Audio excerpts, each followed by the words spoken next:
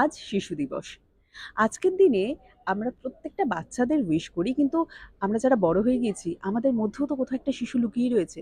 ওই ঠিক যেরকম বৃষ্টি পড়লে যেরকম আমাদের ভিজতে ইচ্ছা হয় এখনো, বা রাস্তায় যদি কোনো বাচ্চা হাতে বেলুন নিয়ে যায় সেদিকেও কিন্তু চোখ চলে যায়। মানে সকলের মধ্যেই শিশু লুকিয়ে রয়েছে। আর আমাদের পাশে এই মুহূর্তে যে তারকা বসে রয়েছেন, তিনি কিন্তু মানে তার হাসিটাই কিন্তু বলে দেয় কতটা প্রাণোচ্ছল, ঠিক শিশুদের মতো। আমাদের পাশে যিনি রয়েছেন তিনি আর কেউ নন, ইন্ডাস্ট্রির প্রিয় রনিদা, অর্থাৎ Rajatava Dutta. Welcome to tall inside, কেমন আছো? একটু ভালো আছি। আমার তো বড়ই হওয়া হলো না। যাই হোক আজকে আমরা এই শিশু দিবসে আজকে তোমার সাথে কথা বলছি এবং নিশ্চয়ই শিশু দিবস ছাড়াও আরো অনেক কিছু নিয়ে কথাবার্তা হবে।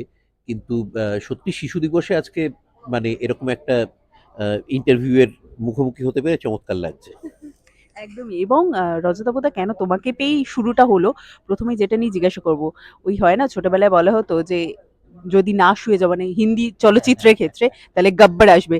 রনিদার গলার ক্ষেত্রে কতবার শিশুরা ভয় পেয়েছে, কারণ রনিদার ওই গুরু গম্ভীর একটা ভয়েস। না, আমার ধারণা আমি বাচ্চাদের কাছে খুবই প্রিয়। মানে হয়, যদিও এখনো হয় না? যদিও আমি মানে যে চরিত্রে অভিনয় করেছি হ্যাঁ। নেগেটিভ ক্যারেক্টার ইউজুয়ালি ওরকমভাবেই পোর্ট্রে করা হয়। কিন্তু আমি নিজে দুটো অভিজ্ঞতার কথা বলতে পারি। একটা হচ্ছে ভয় পাওয়ার। মন্ত্র বলে আমি প্রায় আমার কেরিয়ারের শুরুতে একটা ছবি করেছিলাম। চাইল্ডস প্লে বলে একটা ছবির, সেটা একটা কপি ছিল। রবিরঞ্জন মৈত্র ডিরেকশন দিয়েছিলেন। সেই ছবিটার দেখে আমি শুনেছি পরে, মানে আমার এক বন্ধু বলেছিলেন ওর এক কলিগের বাচ্চার জ্বর এসে গেছিল, এত ভয় পেয়েছিল। ইম্প্যাক্টটা। তা সেটা শুনে আমি মানে খুবই আতঙ্কিতই হয়েছিলাম। কিন্তু পাশাপাশি দেখতে গেলে আমি যে নেগেটিভ ক্যারেক্টার করেছি, স্পেশালি ধরো সোনাদার দুটো যে গুপ্তধনের সিরিজে আমি দশানন দায়ের যে চরিত্র করেছি, তাতে আবির বলেছে যে আমার যেসব মানে আহ, ভাইপো ভাইজিরা রয়েছে তারা মোটামুটি আমার ওপর রাগ করছে যে দশানন মরে গেল কেন। হ্যাঁ, মানে তাদের কাছে এতটাই ভালোবাসার হয়ে উঠেছে। এবং আরেকটা বড় কারণ আমার মনে হয় দীর্ঘদিন মিরাক্কেল বলে একটা শোতে আমি জাজিং করার জন্যে বাচ্চারা না আমাকে ঠিক ওই রকম সিরিয়াসলি খারাপ লোক হিসেবে অ্যাকসেপ্ট করেনি, মানে দুষ্টু হিসেবেই ধরে নিয়েছে। তা যাই হোক, এছাড়াও মাঝখানে আমার কেরিয়ারটাকে যদি দুটো ভাগে ভাগ করি, একটা ধরো মিঠুনদার সাথে যেগুলো ছিল সেগুলো পিওর নেগেটিভ, আর দেবের সাথে যে সিরিজটা ছিল সেটা হচ্ছে দেবের শ্বশুর। তা সেখানটায় আবার মানে বাচ্চা বাচ্চা ছেলে মেয়েরা, স্পেশালি বাচ্চা মেয়েরা, তারা অনেকেই ভেবেছে তাদের বাবা যদি এরকম প্রোটেক্টিভ হতো ইত্যাদি ইত্যাদি। কাজেই অনেকগুলো মিলেমিশে ইমেজ তৈরি হয়েছে। এছাড়াও তো মানে বাকি থিয়েটার বা অন্য সিরিয়াস ফিল্মের যে ইমেজ রয়েছে সেগুলো, তার মধ্যেও বাচ্চাদের মানে যেমন ধরো ওপেন টি বায়োস্কোপ বলবো, আশ্চর্য প্রদীপ বলবো, এইগুলো কিন্তু বাচ্চাদের কাছে ভালো লাগার একদম চরিত্র হয়েই বেড়ে উঠেছে। কাজেই সম্পূর্ণ খালি শিশুদের ভয় দেখাতেই যে কাজে লেগেছি, এর বাইরেও আরো কয়েকটা ভূমিকা টুমিকা এই শিশু দিবসে আমি বেশ গর্ব করে বলতে পারি। এবং এই যে তুমি নেগেটিভ ক্যারেক্টারের কথা বলছিলে রনিদা, তার মধ্যে এই যে তুমি নিজে বললে যে কিছু এমন মজার চরিত্র, মানে ভিলেনকেও ভালোবাসা যায়, সেটা তুমি প্রমাণ করেছো কিন্তু হ্যাঁ, তোমার চরিত্রের মাধ্যমে আমরা দেখতে পেয়েছি। তবে যেটাই ফিরে আসা, এটা তো যাচ্ছিল ভয়েসের কথা, কিন্তু যে মানুষটার হাসি নিয়ে কথা শুরু হলো আর কি রনিদা, তুমি যখন যে শুটিংয়ে থাকো আমরা শুনেছি করে মাতিয়ে রাখো, সেই মুহূর্তগুলো আর কি, সেই প্রাণোচ্ছল ব্যাপারটা, সেটা একই রয়েছে না কিছুটা পরিবর্তন হয়েছে সময়ের সাথে সাথে? না, আমার দিক থেকে তো হয়নি, কিন্তু যেটা হয়েছে ধরো আমার শুরুর মানে কেরিয়ারের দীর্ঘদিন অবধি 2009 অবধি আমি যখন টেলিভিশনে কাজ করেছি, তখন যে ফ্যামিলিটা মানে চলচ্চিত্র ফ্যামিলিতে যদি বলি, ফ্যামিলিটা অনেক বড় থাকতো। কারণ ইউজুয়ালি কাজের সুবিধের জন্যই বা গল্পের সুবিধের জন্য জয়েন্ট ফ্যামিলি নিয়ে ম্যাক্সিমাম সিরিয়ালে কাজ করা হয়। এবং সেখানটা একটা বিরাট মানে বড়দা মেজদা শেষদা, তাদের 3 বউ, তাদের 6 বোন, মানে পালে পালে ভাই বোনের একটা ব্যাপার, তাদের আবার ছানাপোনা ইত্যাদি ইত্যাদি। এবং এক সেটার আকাশের মাধ্যমে নিচেই যদি তোমরাও বলো, ফ্যামিলি। হ্যাঁ আমরা ফ্যামিলি তো বটেই। এবং মানে তখন দীর্ঘদিন চলতো, 4 বছর 5 বছর, এই এক আকাশের নিচে বোধহয় ওরকম 6 বছর বা 6.5 বছর চলেছে। তা এটার জন্যে ওই কাজ করার সময় এই যে সবাই মিলে আহ, মাত হয়ে থাকা, এবং গল্প গুজব, খাওয়া দাওয়া, বাকি হই হই যতটা হতো, চলচ্চিত্রের জগৎটা মানে চলচ্চিত্র নির্ভর জগৎটা না কিন্তু তুলনামূলকভাবে একটু নিঃসঙ্গ। তার কারণ ওই পরের দিকে যেটা হলো সেটা আস্তে আস্তে আহ, ইন্ডাস্ট্রিও খানিকটা বাড়লো, তার ফলে ওই এক একজনের এক একটা মেকআপ রুম, আলাদা খাওয়া, নিউক্লিয়ার ফ্যামিলি নিউক্লিয়ার ফ্যামিলি হয়ে গেল। এবং আহ, ছবির ক্ষেত্রে ওই বাজেটের জন্যেই হয়তো কখনো সখনো কোনো উৎসবের শুটিং হচ্ছে তখন সবাই একসাথে আহ, একসাথে কাজ টাজ করা হলো, কিন্তু আদারওয়াইজ হয়তো দুজন তিনজন এরকম ইউনিট নিয়েই মানে সেদিনের গল্পটাকে ফাঁদা হয়। হ্যাঁ, মানে খুব বেশি ক্যারেক্টারকে একসাথে নিয়ে এসে হ্যান্ডেল করা বিভিন্ন বাজেট টাজেটের ব্যাপার একটা আম, অসুবিধে হয়। তো সেই দিক থেকে ব্যাপারটা তখন অনেক ছোট হয়ে এলো, কাজেই আহ, তখন আমি ওই বইটই নিয়ে যেতে শুরু করলাম একটুখানি মাঝখানে মাঝখানে। নিঃসঙ্গতা হ্যাঁ, একটু ওই নিঃসঙ্গতা কাটানোর ব্যাপারটা। কিন্তু তার আগে ওইটা আমি খুব মিস করি এখনো। এখনো আমরা পুরনো যেসব বন্ধুরা একসাথে শুরু করেছিলাম, আমি, খরা, চন্দন, শান্তি, এরা যখন একসাথে থাকি বা অনেক সময় এদের মানে ছেলেমেয়েরা প্রায় সবাই এখন ইন্ডাস্ট্রিতে এসছে, তারা এখন এই প্রজন্মের মানে নায়ক নায়িকা, যেরকম কৌশিক সেন বা শান্তিলাল, এদের ছেলেমেয়েরা তো ভরপুর কাজ করছে। আহ, এই সব সময় তখন হয়তো তাদের সাথে আহ, বেশ খানিকটা গল্পগুজব হয়, পুরোনো দিনের কথা টথা হয়, কিন্তু আদারওয়াইজ ওই আবারও বলছি যে আহ, নইলে একটা মেকআপ রুমে বা একটা মেকআপ ভ্যানে একটু আলাদা আলাদা সবার থাকার ব্যাপার ট্যাপারগুলো হয়ে ওইটা একটা টসকে গেছে আর কি। একেবারে। আচ্ছা, রনিদা, এই যে নামটা বলি, এখন আমরা বললাম যে ইন্ডাস্ট্রির কাছে, সবার কাছে এখন তুমি রনিদা, রজতাভ দত্ত এই পুরো নামটার জায়গায় রনিদা। রনি নামটা, ছোটবেলাকার রনিকে যদি একটু জানা যায়। আহ, অভিনয়ে আসবো সে কথা তো ভাবিনি। আর একটু আমার পায়ে একটা সমস্যা ছিল, যেটার জন্য আমি খুব ছোটবেলায় খেলাধুলা করে বড় হয়েছি এরকমও নয়। ছোটবেলার পুরো জগৎটাই গল্পের বই পড়ে বাড়িতে থেকে, এবং কিছুটা ওই আমার এক দাদা ছিল, মানে সেক্ষেত্রে নিঃসঙ্গ শিশু যে ছিলাম তা নয়, কিন্তু এমনি স্কুলের বা পরবর্তীকালে কলেজের বন্ধু বান্ধবদের সাথে যতটা ইন্টারাকশন হয়েছে, পাড়ার বন্ধুদের সাথে বা পাড়ায় খেলাধুলা নিয়ে ঠিক ততটা বেড়ে ওঠেনি।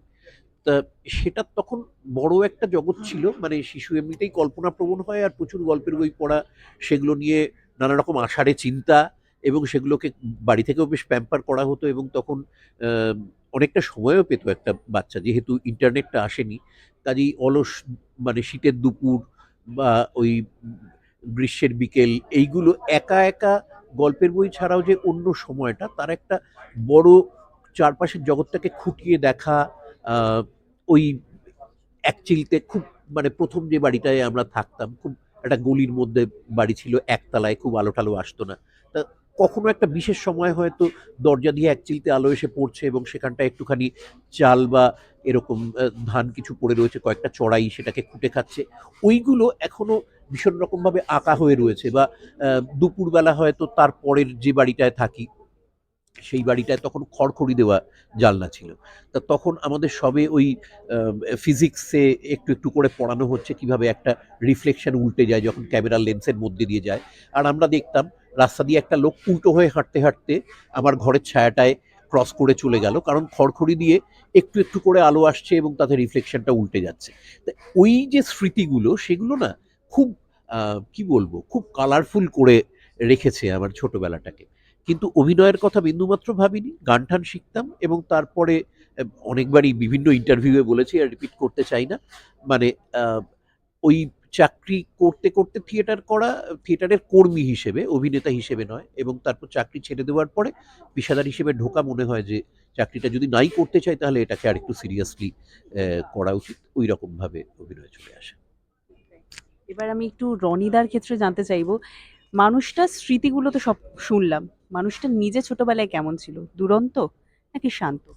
না, ভীষণই দুরন্ত, ভীষণই মানে বেশ অনেকগুলো মাথা ফাটা, হাড় ভাঙা এইসবের চিহ্ন, সাক্ষী হ্যাঁ, রয়েছে বাড়িতে। চিহ্ন এখনো বয়ে বেড়াচ্ছি আমি। সেই ক্ষতস্থানগুলো এখনো, সেগুলো এখন গৌরবের এবং মজারই লাগে, কিন্তু বাড়ির লোকজনকে তখন ব্যতিব্যস্ত করে দিয়েছিলাম। এবং নানা রকমই আহ, দুষ্টুমির মধ্যে দিয়ে, সেই দুষ্টুমি বয়সের সাথে সাথে চেহারা বদলেছে। আরও কতগুলো ঠিক দুষ্টুমি আর বাঁদরামোর মাঝামাঝি একটা জায়গায় স্কুল কলেজ সব কিছুতেই মানে খুবই বাড়তি এনার্জিওয়ালা বাচ্চা ছিলাম আর কি। কাজেই সেটা চারপাশে সেটার খুব রিফ্লেকশনটা তখন তো অত বাচ্চাদের বোঝাটা যত রিড করা অ্যাটেনশন ডেফিসিয়েন্সি সিনড্রোম ফিনড্রোম এত কিছু তো তখন বোঝাতো না, হাইপার অ্যাক্টিভ মানে নানা রকমভাবে সেটার সেফটি ভালভ দিয়ে বেরিয়ে আসতো সেটা, পড়াশোনা না করা, দুরন্তপনা এবং মারধর অমুক তমুক হ্যানা ত্যানা যত রকম কিছু হয় তার মধ্যে দিয়েই বেড়ে ওঠা হয়েছে আর কি। বাড়িতে নালিশ? হ্যাঁ, বাড়িতে নালিশ মানে আমার মনে আছে প্রায় প্রত্যেক মাসেই একবার দুবার করে স্কুল থেকে গার্জেন কল আসতো। আর ওই সময়টায় খুব নিভে যেতাম, ভীষণ ভয় পেতাম। আর সেই সব ভয়গুলোকে টিচাররা নানা রকমভাবে ক্যাশও করতেন। কি একটা মনিটর করে দিয়েছে, সে কারো নাম লিখে জমা দিয়েছে, এটা নিয়ে কি আতঙ্ক, মানে আমার স্কুল থেকে বার করে দেওয়া হবে না তো, এই রকম সব ভয়াবহ, মানে প্রায় ঘুমোতে পারছি না এইরকম। তাতে দুষ্টুমি কমছে না কিন্তু সাথে আতঙ্কটাও রয়েছে। বা আমরা হাফ প্যান্ট পরে যেতাম ক্লাস 6-7 অবধি, একটা স্কেল দিয়ে মারলে তখন বাচ্চাদের মারলে ঠারলে ভয়ঙ্কর, মানে বাড়িতে বললে আরো দুঘা পড়তো আর কি, তার মানে কি করেছি যার জন্য মার খেয়েছিস, আর গায়ে সেসব চিহ্ন থাকতো আর কি, মানে চড় খেয়েছি গালে আঙুলের দাগ, ডাবল স্কেল দিয়ে মারা হতো যাতে স্কেলগুলো ভেঙে না যায়, আর সেই হাফ প্যান্টের নিচে খোলা জায়গাটায় মারা হতো, মানে নির্দয়ভাবে পিটতেন তারা আর কি ছেলেপুলে মানুষ করার জন্য। এবং অত ঠ্যাঙানি খেয়েছি বলেই বোধ হয় যতটুকু আজকে যা করে খাচ্ছি, মানুষ হয়েছে কিনা জানি না, কিন্তু খানিকটা সহবজ্যে শিখেছি, মানে তাতে তো কোনো সন্দেহ নেই। এবং ওরকম দুর্ধর্ষভাবে টিচাররা পিটতেন, একই রকমভাবে ওই রকমভাবেই ভালোবাসতেন, মানে এরকমও হয়েছে যে বাড়ির কে লোক তারা? একদম, মানে এখনো তারা বাই নেম আমাদের মনে করতে পারেন, মানে যখন নাকি স্কুলের রিউনিয়নে আসেন তারা সব তো ৮০-পর এরকম বয়স তাদের, কিন্তু তারা এখনো নাম ধরে ডাকেন প্রত্যেক স্টুডেন্টকে, এটা মানে ম্যাজিকের মতো, কি করে যে সম্ভব আমি জানি না। তো ওনারা বলেই শুরু। হ্যাঁ হ্যাঁ, মানে সেই যুগের। আর আমার মনে আছে দাদা পড়তেন সেন্ট লরেন্সে, আমি পড়তাম বালিগঞ্জ গভর্নমেন্টে, কাছাকাছি স্কুল। দাদাদের স্কুলের সিট পড়েছিল বালিগঞ্জ গভর্নমেন্টে মাধ্যমিকের।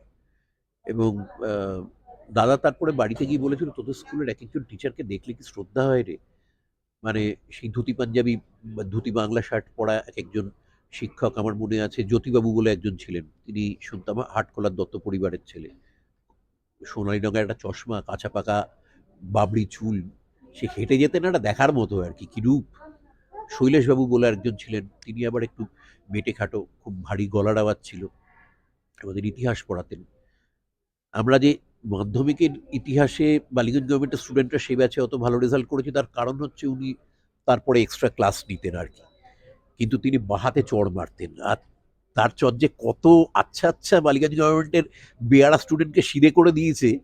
আহ, মারতেন, একটা করে চড় মারতেন, হাত থেকে ব্যান্ডটা খুলে যেত, আর তিনি অমিতাভ বচ্চনের মতো হাত ঝাঁকে লাগাতেন, আবার সাহস পেলি কি করে বলে আবার একটা মারতেন, আবার ফুলে যেত, মানে সেটা কেতাই আলাদা ছিল, বাকিরা আমরা বিমুগ্ধ হয়ে দেখতাম, মনে তো অমিতাভ বচ্চন বাহাতে যাচ্ছে আর কি। হ্যাঁ, এইসব বেড়ে ঠেরে যাকে মারলো সে যত আচ্ছা স্টুডেন্ট হোক, মানে আমাদের একজন ছিল, মারা গেছে সে বন্ধুটি, সুব্রত নাম ছিল, আমাদের থেকে কয়েক বছরের সিনিয়র, ফেল টেল করে এসে আমাদের সাথে পড়ছে। সে মানে একদম বাঁধানো বদমাইশ ছিল, পার্ক সার্কাসে থাকতো, আহ, আর ওই স্কুল থেকে পালিয়ে গিয়ে সিনেমা বা আহ, স্কুলের মানে ফুটবল টুটবল দেখতে যাওয়া ইত্যাদি ইত্যাদি এইসব তো ছিলই, বিড়ি সিগারেটও খাচ্ছে। একদিন আবার ওই বয়সে মানে ভাবতে গায়ে কাঁটা দেয় আর কি, সে ক্লাস 7 না 8-এ পড়ে, একদিন একটু মদ খেয়েও চলে এলো। হ্যাঁ, তা সেটা আমরা গন্ধ পাচ্ছি, হয়তো খায়ওনি, হয়তো একটু মুখে দেওয়ার মতোই করেছে, কারণ একটা ক্লাস 7-8-এর ছেলের মানে সহ্য করতে পারার কথা না, কিন্তু ওই রকম নার্ভের একটি ছেলে এবং মানে বাঁধানো বদমাইশ, আমরা একটু বেশ একটু সম্ভ্রমপূর্ণ দূরত্ব রাখি আর কি, খারাপ কিছুর প্রতি একটা টান থাকে। আর তার কথাবার্তা, সে তখন নতুন নতুন গালাগাল শেখাচ্ছে, মানে ব্যাপারই আলাদা আর কি। হ্যাঁ, নানা রকম প্যাঁচ পয়জা শেখাচ্ছে নবযৌবনের, এইসব হচ্ছে টচ্ছে। তার মধ্যে একদিন শৈলেশবাবুর খপ্পরে পড়ে গেল একটা কি নিয়ে, সে একটা বেড়াপাড়া করছিল, অন্য একটা বই মলাট দিয়ে ধরেছিল, সেটা গল্পের বই, হিস্ট্রি বইয়ের ইয়েতে শৈলেশবাবু ধরে ফেললেন, দাঁড় করিয়ে বাহাতে একটা করে চড় মারছেন, হাতের এই ইয়ে খুলে যাচ্ছে, আবার তিনি এরকম চেনটা লাগাচ্ছেন, আবার মারছেন, তিনটে চোর, সুব্রতর মতো ওই রকম ছেলে, ওর একটা ডাক নাম ছিল পেটি। কেন পেটি আমি জানি না, কিন্তু পেটি বলে ওকে ডাকা হতো। পেটি হাত জোর করে কেঁদে ফেললো, বললো আমি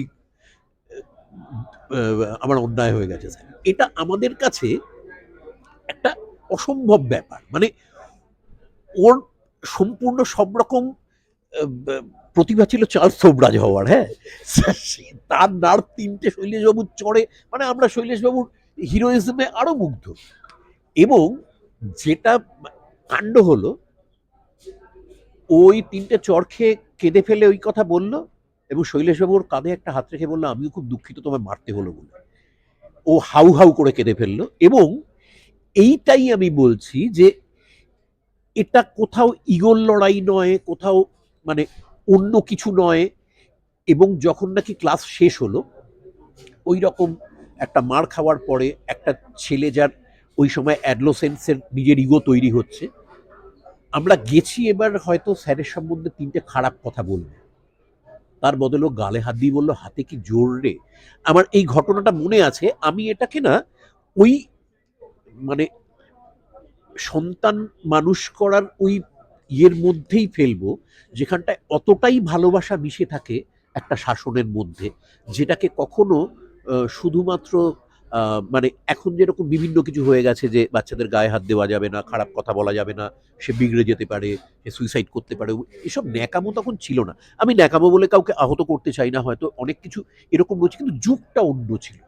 মানুষের প্রতি সব বয়সের মানুষেরই বিশ্বাস, শ্রদ্ধা এবং পুরো আম, চারপাশের পরিমণ্ডলটা না অন্য ছিল। এত ঠুনকো আহ, শ্রদ্ধা, মানে এত ঠুনকো, কি বলবো, নিজের সম্বন্ধে ইগো টিগো এই সব ব্যাপারগুলো, অহং এত ছিল না। এবং মানুষ অন্যভাবে তার শিক্ষকদের গুরুজনদের দেখত।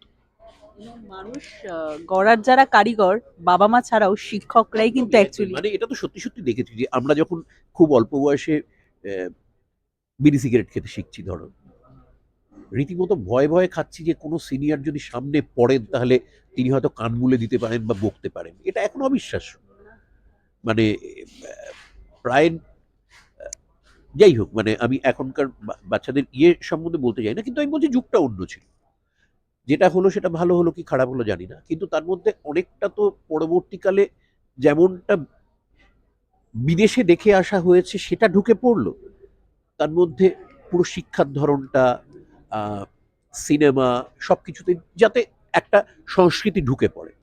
আমি বলছি ওই সময় যেটা ছিল সেটা কিন্তু খারাপ ছিল না, সেটা কিন্তু খারাপ ছিল না। মানে যা হয়েছে তাতে তখনকার ছেলেমেয়েরা যে ভয়ঙ্কর এক, আজকেই আমি এই আসার আগেই একটা বাচ্চাদের শিশু একটা পুজো বার্ষিকী পড়ছিলাম আর কি, কয়েক বছর আগের ঋষিঙ্গ প্রসাদ ভাদুরীর একটা লেখা পড়ছিলাম এই বাচ্চাদের ওপরই। তিনি খুব সিরিয়াস কিছু লিখবেন না বলেই এই ম্যাগাজিনের জন্য এই বইটা করোনার পর পর বেরোনো, কারণ সম্পাদকীয় তো দেখলাম বাচ্চাদের ঘরে থাকতে বলা হয়েছে বই পড়ো, বেশি বাইরে ঘুরো না, ইত্যাদি ইত্যাদি। তা উনি তীর্থপতি ইনস্টিটিউশনে ছিলেন, এবং তাতে উনি টিচারদের সম্বন্ধে বিভিন্ন গল্প করছেন, তাতে ঠিক এই কথাগুলোই রয়েছে যে যারা মারতেন, যারা ইয়ে করতেন, কিন্তু এই সবারই যে এক অভিজ্ঞতা। উনি আমার থেকে বছর 16-র বড় হবেন আমি হিসেব করে দেখলাম। কিন্তু ওই সময়টা আমরাও তখনও মানে ওই 80-90-এর দশকেও যারা পাশ করেছে তারাও না ওই পরিমণ্ডলটার মধ্যে, তারপর একটা যুগ বদলে গেল। আহ, নিশ্চয়ই এখনো যেটা হলো ভালোই হলো, কিন্তু যুগটা অন্যরকম ছিল, এটা তো মানে বটেই। এবং ওটাও চমৎকার ছিল। এই যে শিশুকাল থেকে কোন সময়টা তুমি বুঝলে তুমি বড় হয়ে গিয়েছো? মানে দায়িত্বর কথা বলছি না, সেটা তো আরো অনেক পরে আসে। যেদিনকে মনে হলো যে হ্যাঁ আমি বড় হয়েছি। আহ, আমি খুব ডিটেলে বলবো না এটা, হ্যাঁ, জাস্ট মেনশন করব। আমি যখন ক্লাস 9-এ পড়ি আমার বাবা মারা যান। হ্যাঁ, এবং সেটা একটা অ্যাক্সিডেন্টাল ডেথ ছিল। ওভারনাইট আমি বড় হয়ে গিয়েছিলাম, চারপাশের পৃথিবীটা একবারে বদলে গেল। তা আহ, সেটা তখন আমি বুঝতে পারলাম যে আমার বন্ধুরাও আহ, ওই পুরো ঘটনাটা জানা টানা সব কিছুর পরে আমাকে অন্যভাবে দেখছে। আমার নিজের কথাবার্তা বদলে গেল। আহ, কথাবার্তা বদলে গেল, ভালো খারাপের দিকে বলছি না, মানে ওই ম্যাচুরিটিটা অন্যরকমভাবে ঢুকে গেল। বাড়িতে বাবা একমাত্র আর্নিং মেম্বার ছিলেন। মা মাকে হঠাৎ করে দেখলাম অকুল পাথারে পড়তে, কারণ মানে এটা যেহেতু পরিপক্ক বয়সের মৃত্যু নয়, কাজেই মা কিচ্ছু জানেন না, ব্যাংকের কাজ জানেন না, অফিসের কাজ জানেন না, পুরো দুই ছেলেকে নিয়ে জলে পড়েছেন এরকম একটা। তাই বিভিন্ন পরিস্থিতি আস্তে আস্তে ওই ওভারনাইট তখনই বুঝতে পেরেছিলাম, একটু আগেই, বরং আমার বন্ধু বান্ধবদের থেকে আমি একটু আগে বড় হয়ে গিয়েছিলাম। এবং যদি আজকে সেই শিশু দিবসের দিন যদি বলি এই রনিদাকে পিছনে ফিরে তাকাতে, সেই রনিদাকে বলতে যে তখন অভিনয় জগতে পা রাখিনি, ভাবেওনি অভিনয় জগতে পা রাখবে, তাকে আজকে তুমি কি বলতে চাইবে? আহ, যেই সময়টার মধ্যে দিয়ে যাচ্ছ সেটাকে চুটিয়ে উপভোগ করো। তার কারণ মানে আমরা ছোটবেলা শুনে এসেছি, শুনতে গেলে সেটা হয়তো ভীষণ বাণীর মতো লাগবে, কিন্তু সত্যি সত্যি জীবনের ধন কিছুই যায় না ফেলা। আহ, সবসময় কিছু না কিছু আহ, মানুষের সেটা কোনো না কোনোভাবে কাজে লেগে যাবেই। কাজে উপভোগ করো, জীবনটা উপভোগ করার। তবে এখনকার শিশুদের মধ্যেও একটা জিনিস সত্যি লক্ষণীয়, তারা খুব সহজ সরলভাবে যেকোনো জিনিসকে বাবা-মার সামনে বা পরিবারের লোকজনের সামনে তুলে ধরতে পারে। যেটা হয়তো আমরা একটু হলেও ভয় পেতাম আরকি। সেটাও তাদের মধ্যে। তো এখনকার শিশুদেরকে কি বলতে চাইবে? তারা হয়তো একটু মোবাইলটা বেশি দেখে আরকি। একটু তাদের টেকনোলজি savvy আরকি। তারা টেক savvy হয়ে উঠেছে। কিন্তু তারাও তো নতুনভাবে পৃথিবীটা দেখছে। নিশ্চয়ই তোমরা যেটার মধ্যে দিয়ে যাচ্ছ সেটাকে, তোমরা এটা দেখেছো আমাদেরও বাবা মারা আমরা যেগুলোর মধ্যে দিয়ে গেছি সেগুলোকে মনে করেছেন যে এইগুলোর মধ্যে দিয়ে বোধহয় সবটা ঠিকঠাক বেড়ে ওঠা হবে না। তোমরাও যে সময়টার মধ্যে দিয়ে যাচ্ছ একটা চমৎকার সময়। এবং ওই আবারও বলছি, নিজেরা যে ছোট রয়েছো, যখন ছোট থাকছো তখন অতটা বোঝা যায় না, কিন্তু প্রত্যেকটা দিনকে এনজয় করো। Thank you so much. যেহেতু শিশু দিবস নিয়ে এত কথা হলো, তাই শেষ করব রনিদা শিশু দিবস নিয়ে। শিশু হিসাবে আ শিশু রনির কোন ভুলটাকে মনে হয় যে ঠিক করতে পারলে ভালো হতো? আর কোন দুষ্টুমিটা আবার ফিরে পেতে পারলে আবারও করবে এই বয়সে?